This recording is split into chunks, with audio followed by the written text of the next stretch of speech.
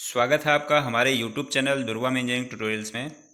इस वीडियो में हम इलेक्ट्रिकल मशीन्स के लेक्चर को कंटिन्यू करते हुए बताने वाले हैं आपको जनरेटिंग एक्शन के बारे में और मोटरिंग एक्शन के बारे में। मैं पिछले वीडियो में बताया था कि मैं ये एक एनिमेशन की सहायता से, वीडियो की सहायता से आपको मैं समझाऊंगा कि मोटरिंग एक्शन कैसे होता है और जनरेटिंग एक्शन कैसे होता है। ठीक है, तो हम आगे शुरू करते हैं। देखिए, जनरेटिंग एक्शन जो है, जनरेटिंग एक्शन का मतलब है कि जो हमारा जनरेटर है, चाहे वो डीसी जनरेटर हो चाहे एसी जनरेटर हो, दोनों एक ही प्रिंसिपल पे काम करते हैं। वो क्या है कि जब हम किसी भी मैग्नेटिक फील्ड में किसी कंडक्टर को रख करके हम मूव करवाते हैं, उसको घुमाते हैं, तो वो फ्लक्स कट करता है, जिसके कारण उस कंडक्टर में ईएमएफ इंड्यूस होता है और उस ईएमएफ के द्वारा बाहरी सर्किट में करंट फ्लो होती है।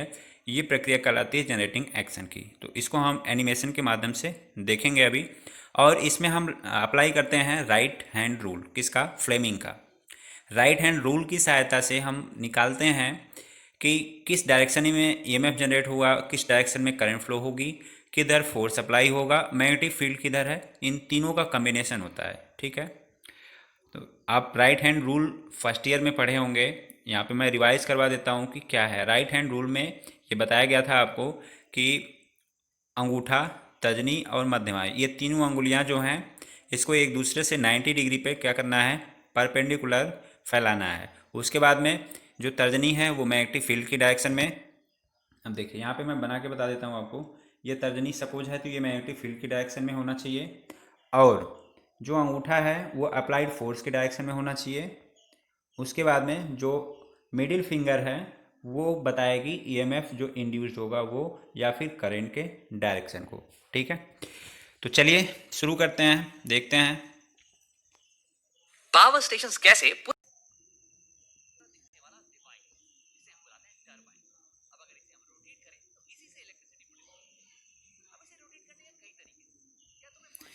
अब देखिए, ये टरबाइन है, ठीक है, जिसकी सहायता से हम क्या करते हैं, इस टरबाइन की सहायता से जनरेटर को मूव करवाते हैं। ये टरबाइन किससे चलता है? इस वाटर डैम की सहायता से, या फिर स्टीम टरबाइन भी हो सकता है, या फिर ये विंड मिल्स जो देख रहे हैं आप, ये हो सकता है। ठीक है, तो इनकी सहायता से ये चलता है। ओके, अब देख, इलेक्ट्रोमैग्नेटिक इंडक्शन की खोज कौन किया था, ये आप देखें हैं अभी। अब देखिए, यहाँ पे नॉर्थ पोल और साउथ पोल, दो पोल को बनाया गया है। ये साउथ पोल है और ये नॉर्थ पोल है। ठीक है, ये कंडक्टर है। इस कंडक्टर को आप क्या कर सकते हैं, इस मैग्नेटिक फील्ड में रख करके मूव करवाएंगे तो मैग्नेटिक फील्ड कट होगा, जिसके कारण इलेक्ट्रिसिटी जनरेट होती है। तो हम कंडक्टर की बात कर रहे हैं, यहाँ पे हम क्या कंसिडर करेंगे? कॉइल।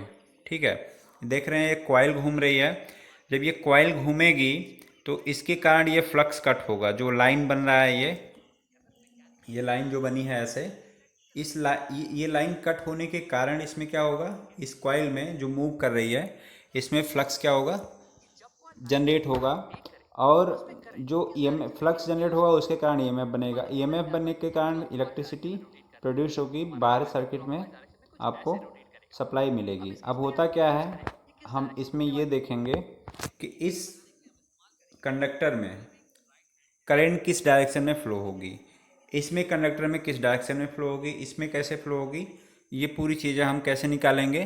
फ्लेमिंग के राइट हैंड रूल की सहायता से निकालते हैं। ये देखिए, मैग्नेटिक फील्ड का डायरेक्शन है, ये आपका अप्लाइड फोर्स है, और ये करंट का डायरेक्शन, या फिर इसको हम बोलते हैं ईएमएफ का डायरेक्शन है। ईएमएफ किस डायरेक्शन में इंड्यूस्ड होगा। ठीक है, तो ये प्रोसेस है। अब देखते हैं आगे कैसे होता है। अब हम इस रूल को अप्लाई करेंगे इसमें, ठीक, तो इसकी सहायता से हम करंट के डायरेक्शन को यहाँ पे डिनोट कर सकते हैं। तो इस रूल को अप्लाई करने का मतलब है, हम अप्लाई करेंगे तो फोर्स ऊपर की तरफ, मतलब ये कॉइल इस तरह मूव होगी। ठीक, जब ये कॉइल इस तरह मूव होगी, और करंट का डायरेक्शन क्या है? इधर है। जो फोर फिंगर हमारी मिडिल फिंगर है वो नीचे की तरफ दिखाई दे रही है। तो इसमें करंट का जो डायरेक्शन होगा वो कैसे होगा? बाहर की तरफ होगा। मतलब ये करंट ऐसे इधर से निकलेगा और इधर से इंटर करेगा। ठीक है।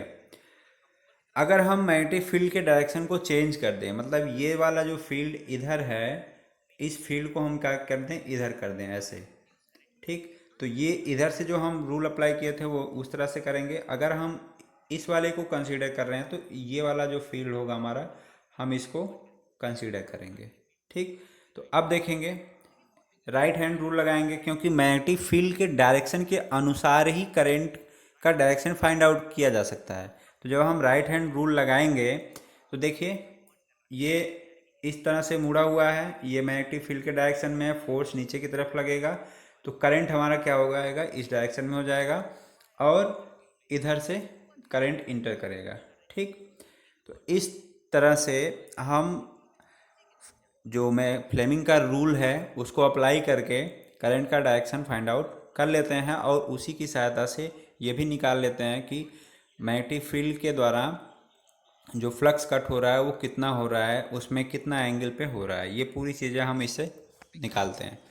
आगे अब देखें, यहाँ पे करंट का डायरेक्शन हम दिखा सकते हैं राइट हैंड रूल को अप्लाई करके। उसके बाद में अब एक्सटर्नल सर्किट में करंट कैसे फ्लो होगी, यहाँ पे हम लोड को कनेक्ट करेंगे। जब लोड कनेक्ट करेंगे और इसको एक प्राइम मूवर की सहायता से ऐसे मूव करवाएंगे, ठीक। कैसे, क्लॉकवाइज डायरेक्शन में मूव जब करवाएंगे तो आपका मैग्नेटिक फील्ड कट होगा जिसके कारण ईएमएफ इंड्यूस्ड होगा। ओके, चलिए देखते हैं आगे। अब हमारे जो कॉइल है धीरे धीरे ये क्या, हम 0 से 90 डिग्री, 90 से फिर 180 डिग्री, 180 से 360 डिग्री, ये पूरा जब गोला ऐसे घूम जाएगा तो 360 डिग्री का एंगल बनाएगा, ठीक। जब 360 डिग्री का एंगल बनाएगा तो इसका मतलब वो एक साइकिल कंप्लीट कर लिया। अब जैसे जैसे कॉइल हमारी डायरेक्शन को चेंज करेगी वैसे वैसे करंट का डायरेक्शन भी क्या होगा, यहाँ पे चेंज होगा, क्योंकि ये दोनों फील्ड के किस में है, दोनों फील्ड के बीच में है, ठीक है। तो इस तरह से जब ये मूव होगा तो करंट हमारी क्या हो जाएगी, फ्लो होगी। और उसकी पोजीशन क्या है, मतलब कॉइल किस डिग्री पे है, 0 डिग्री पे है या 90 डिग्री पे है या 180 डिग्री पे है या 360 डिग्री पे है, इसके आधार पे डिसाइड होता है कि ईएमएफ कब मैक्सिमम जनरेट होगा, कब मिनिमम होगा, कब बिल्कुल भी नहीं जनरेट होगा, ठीक है। आगे चलते हैं। अब इसके लिए एक थोड़ा सा आपको ट्रिक मैं बता देता हूँ कि करंट का डायरेक्शन हम कैसे फाइंड आउट करेंगे, किस तरीके से। तो यदि देखिए, यदि जो कॉइल है ये, इसको हम कंसीडर करें, इसका मतलब ये है कि जब करंट अंदर की तरफ जाएगी तो यहाँ पे हो जाता है क्रॉस। जब करंट स्किन से, मतलब जो डिस्प्ले पे आप देख रहे हो, बाहर की तरफ आएगी तो यहाँ पे हो जाता है डॉट। ये आगे मशीन में यूज होने वाला है तो यहीं पे आप क्लियर कर लीजिए। क्रॉस का मतलब जैसे ट्रेन चली जाती है तो वहाँ पे क्या बन जाता है, ऐसे पीछे डब्बे बना होता है क्रॉस। तो इसका मतलब ये समझ लीजिए कंडक्टर में यदि करंट अंदर की तरफ जा रही है तो वहाँ क्रॉस हो जाएगा, ठीक है। यदि कंडक्टर से बाहर की तरफ करंट आ रही है तो यहाँ पे क्या हो जाएगा, यहाँ डॉट हो जाएगा और यहाँ पे क्रॉस हो जाएगा। तो जब हम आर्मेचर रिएक्शन पढ़ाएंगे उस दशा में आपको ये डॉट और क्रॉस का कंसेप्ट क्लियर होना चाहिए। तो मतलब ये हुआ कि करंट अगर स्किन के अंदर जा रही है तो वहाँ क्रॉस, और करंट अगर स्किन से बाहर रही है तो वहाँ पे डॉट। क्लियर, ठीक है। तो अब क्या करते हैं, यहाँ पर एक ये स्प्लिट रिंग लगी है, ये जो देख रहे हो आप, ये स्प्लिट रिंग है। इसकी सहायता ब्रश को कनेक्ट करके हम क्या करते हैं, सप्लाई को जोड़ देते हैं बाहर से, ठीक है। जब बाहर से सप्लाई को जोड़ देंगे तो अब क्या होगा, जब ये मूव करेगा इस डायरेक्शन में, मूव करने के बाद में फ्लक्स कट होगा जिसके कारण ईएमएफ इंड्यूस होगा।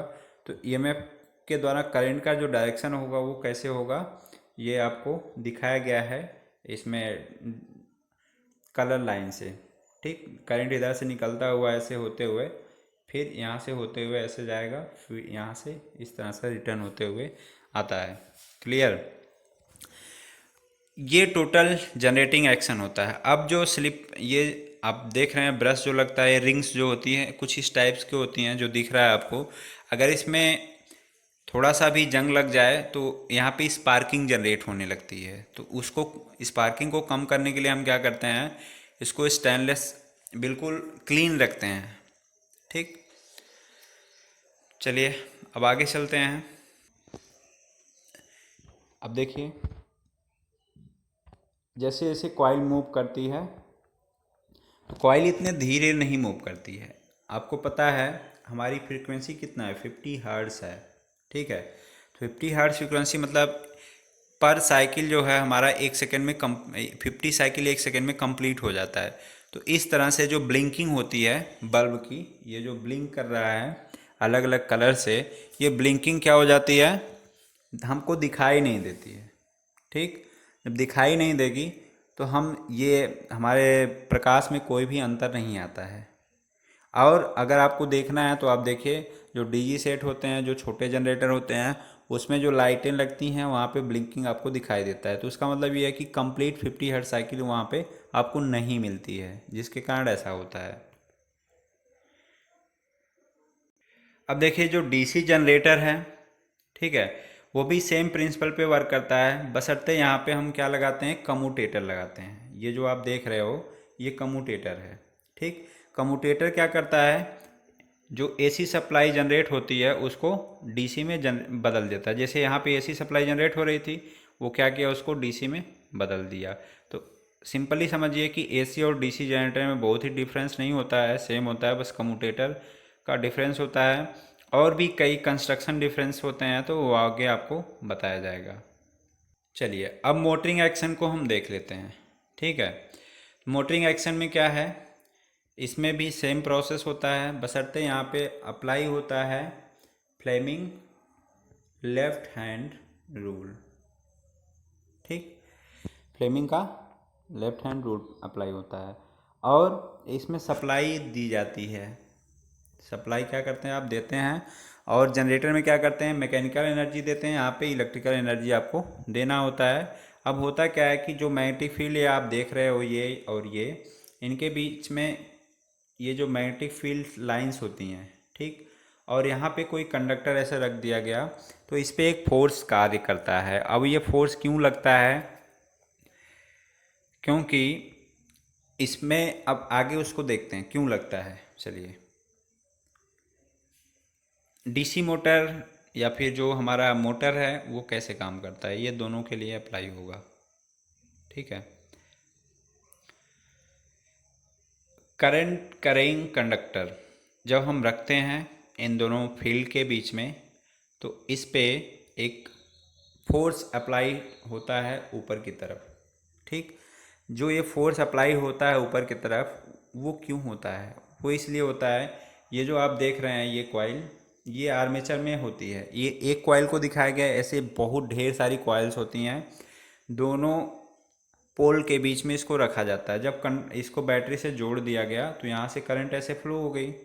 ठीक, जब करंट फ्लो हो जाएगी तो इसका भी खुद का, मतलब जो कॉइल में करंट जो फ्लो हो रही है, इसका खुद का एक मैग्नेटिक फील्ड जनरेट होगा। ठीक, तो सपोज आप ये दिमाग में एज्यूम करिए कि यस साइड में, साउथ पोल साइड में यदि साउथ पोल जनरेट हो गया, इसका साउथ पोल जनरेट हो गया, इसका नॉर्थ पोल जनरेट हो गया। ठीक, तो ये क्या करेगा, इसको रिपल करेगा, ये इसको इधर रिपल करेगा। ठीक है, तो ये कॉइल क्या करेगी, कॉइल पे एक फोर्स अप्लाइड होगा, जिसके कारण कॉइल क्या होगी, बीच में अगर ये इस उस पे है बियरिंग पे, तो धीरे धीरे घूमने के लिए अगर स्वतंत्र है तो ये घूमना स्टार्ट कर देगी। ठीक, अब कम्यूटेटर सेगमेंट क्यों लगाते हैं, ये हम डीसी सप्लाई जो दे रहे हैं, आर्मेचर में एसी सप्लाई ही प्रोवाइड की जाती है और आर्मेचर में एसी सप्लाई ही जनरेट भी होती है, जिसके लिए आपको क्या करना होगा, यहाँ पे कम्यूटेटर लगाना होगा। ठीक, अब हम निकालते हैं कि फ्लेमिंग के बाएं हाथ के नियम के अनुसार फोर्स, मतलब जो हमारा कंडक्टर होगा, जो आर्मेचर होगा, वो किधर घूमेगा। तो जिधर मैकेनिकल फोर्स अप्लाई होगा उधर हमारा कंडक्टर क्या हो जाएगा, मूव करेगा। सपोज मैकेनिकल फोर्स इधर अप्लाई हुआ, ठीक है, मैग्नेटिक फील्ड हमारे हमेशा किधर से निकलते हैं, नॉर्थ से साउथ की तरफ चलते हैं। तो अब अगर हम अपने ये हाथ को, जो आप नीचे देख रहे हैं यहाँ पे, इस प्रकार से फैलाएं तीनों अंगुलियों को कि एक दूसरे से 90 डिग्री पे हों। ठीक है, एक दूसरे से 90 डिग्री पे अगर रहेंगे तो वहाँ पे मैग्नेटिक फील्ड आप देख रहे हैं कि इधर लेफ्ट साइड, राइट साइड से लेफ्ट साइड की तरफ मूव कर रहे हैं। तो मैग्नेटिक फील्ड अगर हम इसको इधर रख देते हैं तो अप्लाइड फोर्स हमारा क्या होगा, ऊपर की तरफ होगा। जब ऊपर की तरफ होगा तो इस तरह से जो टार्क लगेगा, टार्क लगने के कारण हमारा आर्मेचर धीरे धीरे घूमना शुरू करता है। कैसे? ये क्लॉकवाइज मोशन में। अगर ये डायरेक्शन विपरीत है, कौन सा डायरेक्शन, फील्ड का, तो ये एंटी क्लॉकवाइज मूव करेगा। कभी कभी आप देखते हैं कि मोटर वो सीधे भी घूमती है, कनेक्शन के द्वारा उल्टा भी घूमना। ठीक है, तो इस तरीके से जब हम बाहर से सप्लाई देते हैं मोटर को तो उसके अंदर मैकेनिकल फोर्स जनरेट होता है। तो ये कहलाता है मोटरिंग एक्शन, और हमारा मोटर इस तरह मूव करता है। ठीक, तो ये पूरा हो गया आपका जनरेटिंग एक्शन और मोटरिंग एक्शन। अब नेक्स्ट वीडियो जो होगा वो आगे सिलेबस के अकॉर्डिंग मैं कंटिन्यू करूँगा। Thank you for watching this video. Like, subscribe and share जरूर कीजिएगा यदि आपको अच्छा लगा होगा तो।